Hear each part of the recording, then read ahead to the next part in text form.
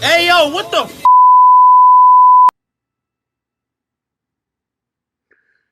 I came into this film and my real first thought was, oh man, look, another Tokyo story. Gotcha.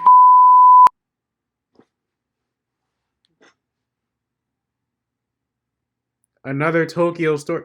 No, that is not what this was. That is not what this was in any way, shape, or form. I was completely blindsided. The first 15 minutes, I'm like, oh, I see why this was bad. I see why I couldn't find this anywhere. I see why I had to download this video through other means. This film does not feel Western in any way, shape, or form. All right. I mean, you could say it's very similar to Western films in the pornography industry. But in terms of a Western film that I have just randomly seen and would be marketed toward the entirety of the population, this is not Western, all right? This is not anywhere near what I would expect to see going to the movies. I mean, maybe, we've all gotten used to seeing sex in films. That is a norm. It's fine. It happens. It's almost in like every HBO show. You have some action, you have some fights, you have some plot development, and you have some sex. You just use that to keep the story rolling on. That's how it goes. But this film right here, this film uses sex as its only means of progressing the story. There is nothing else happening. Nothing else is happening. It's like, boom. Hey, what's going on? Sex. Boom. Hey, we just had sex. How about more sex?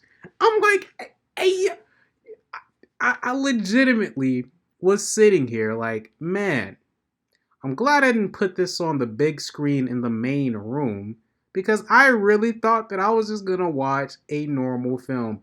This is something I would consider to be pure pornography.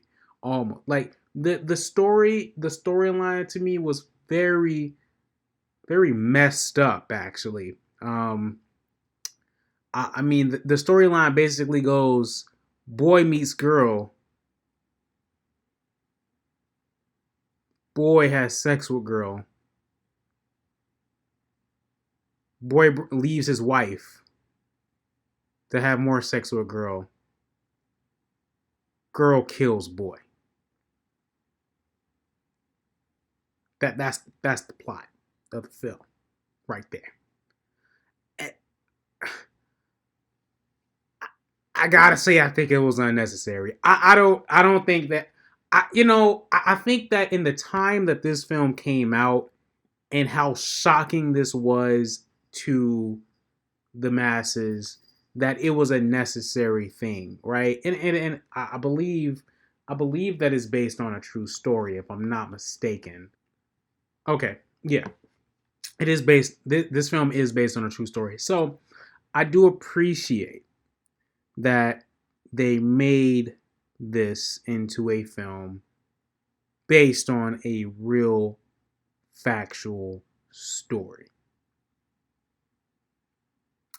But I have to say, who is the target audience?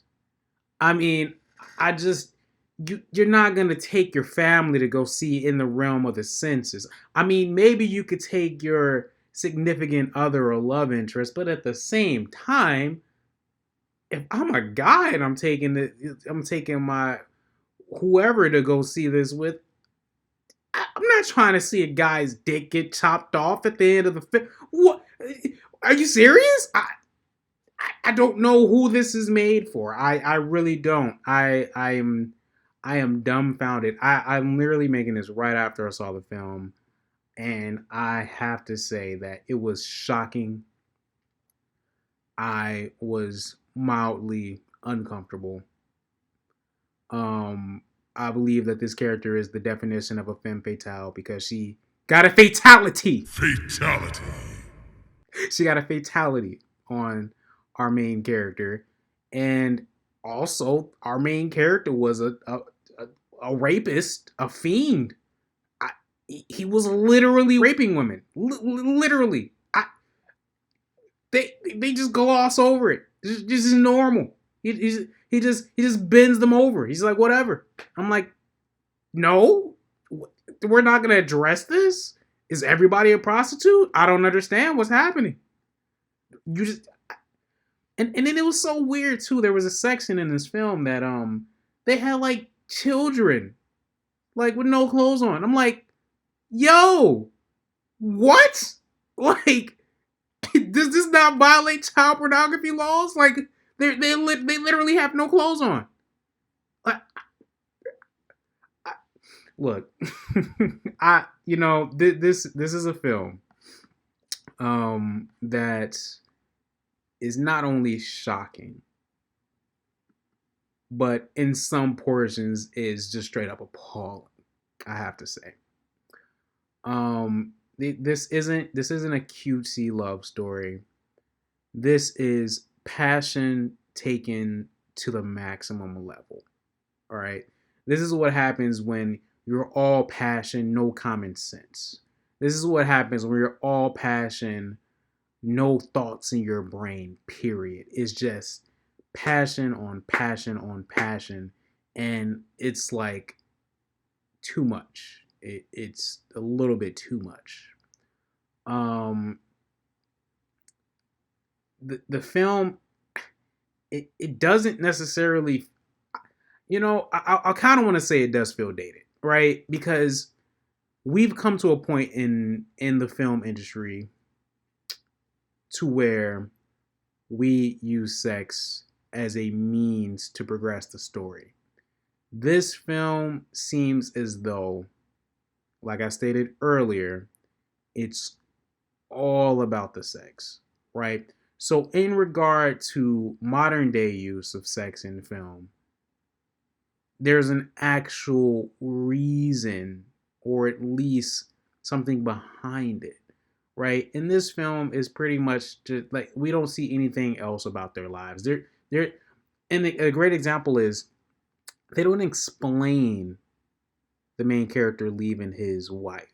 He just leaves. And they just all of a sudden are getting married and having an orgy. Can't make it up. I was like, how did we get here? Also, I just wanted to say, here's real footage, real footage, all right, of my reaction to some of the things in this film.